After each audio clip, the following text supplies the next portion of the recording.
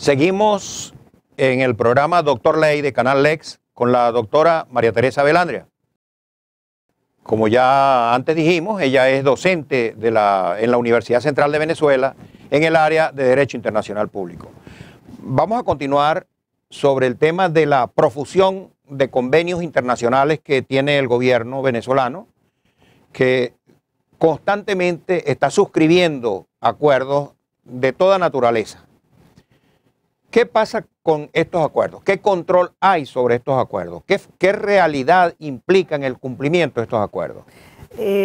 Uno no deja de sorprenderse, doctor, que el gobierno, cada vez que viaja el Ejecutivo Nacional o cada vez que vienen misiones de otros países, se suscriben una veintena o una treintena de acuerdos que van desde la doble tributación, elemento muy importante para el manejo de las relaciones internacionales y sobre todo las económicas, hasta convenios de cooperación educativa, importación y exportación, creación de plantas, creación de fabricación de productos, establecimiento de refinería, construcción de oleoductos, gasoductos, es decir, la variedad de lo que se ha suscrito es objeto de un estudio minucioso. Sin embargo, por la información que uno tiene de alumnos de la Cancillería, sobre todo, que es la fuente directa de la cual podemos obtener algún tipo de información, porque oficialmente no se publica nada, no hay un listado de los tratados y convenios y acuerdos. No hay manera de tener un acceso oficial a los acuerdos suscritos internacionales. No, porque solamente es una nota de prensa donde dice el gobierno nacional suscribió 20 acuerdos de cooperación con el gobierno de Bielorrusia. Antes existía una codificación. Es que hay un archivo, en la Cancillería hay un archivo en el cual uno accedía y veía uno a uno los tratados, además que una vez que eran publicados en la Gaceta Oficial, pues eran de uso público para todos los que somos abogados. Pero ahora no se publican en Gaceta. Se publican unos sí y otros no. ¿Qué pasa? ¿Hay tratados que no se publican en Gaceta? La gran mayoría no se publican, por lo menos los acuerdos. No sé, los tratados no, okay, los acuerdos. Okay. Los acuerdos de cooperación. Los convenios. Que al final terminan estableciéndole al gobierno una responsabilidad, sí, porque cuando el gobierno, el Estado a través del gobierno suscribe estos acuerdos de cooperación, está comprometiendo patrimonialmente a la nación. No solamente desde el punto de vista político, sino desde el punto de vista patrimonial. Nos dicen los alumnos entonces que no hay manera de llevar el control de los acuerdos. Son tantos, de tal variedad de temas y de tal cantidad de responsabilidades que no hay control sobre esto, y además que aquellos que se han cumplido o que se han ejecutado es porque las naciones que los han suscrito con Venezuela son las que obligan al cumplimiento. Es decir, por eso vemos que viene el ministro Moratinos de Relaciones Exteriores, por eso vemos que viene el primer ministro ruso, por eso vemos que vienen los primeros ministros. Vienen a reclamar el cumplimiento. Vienen a obligar a Venezuela a que cumpla con lo que firmó hace 2 años, ahora, hace 3 años, ¿hay hace algún 4 tipo años? de control pre o posterior? No hay. Ni legislativo, ni judicial. No hay. Ni contralor, usted nada. Se da cuenta que en la Asamblea Nacional muy pocas veces dentro del orden del día está el análisis de un tratado o de un acuerdo suscrito por Venezuela. ¿Usted diría entonces que en Venezuela hay un desorden absoluto? Total. En materia internacional, en materia de relaciones exteriores, hay un gran desorden. Y el presidente firma acuerdos sin someterse a ningún tipo de regla. E incluso es peor, por la gente que ha viajado en las delegaciones con el presidente.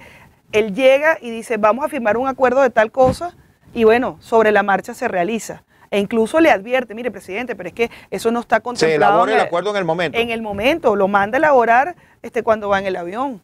Es decir, porque le gusta, porque le parece. Ahora, a mí lo que me preocupa no es que el gobierno lo haga, sino que otros países se presten para eso.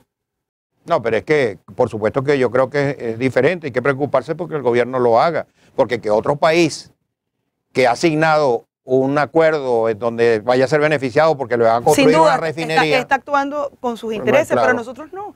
Entonces tú dices, ¿cuántos convenios se han suscrito que son atentatorios de los intereses venezolanos? Sí, una cosa lo que le iba a decir ahora. Yo vi una declaración de un líder político, concretamente de Henry Ramos Alup, en donde él dijo que de haber un cambio de gobierno de signo distinto al que tenemos, no iban a reconocer todos estos acuerdos que se han firmado. ¿Cuál sería el panorama ante esa posibilidad? Es que yo creo que eso es una afirmación que, aún siendo cierta, es peligrosa desde el punto de vista de la seguridad jurídica del Estado. ¿Por qué? Porque independientemente de la posición política que las personas tengan, el gobierno representa al Estado venezolano y ahí hay una obligación suscrita por el Estado.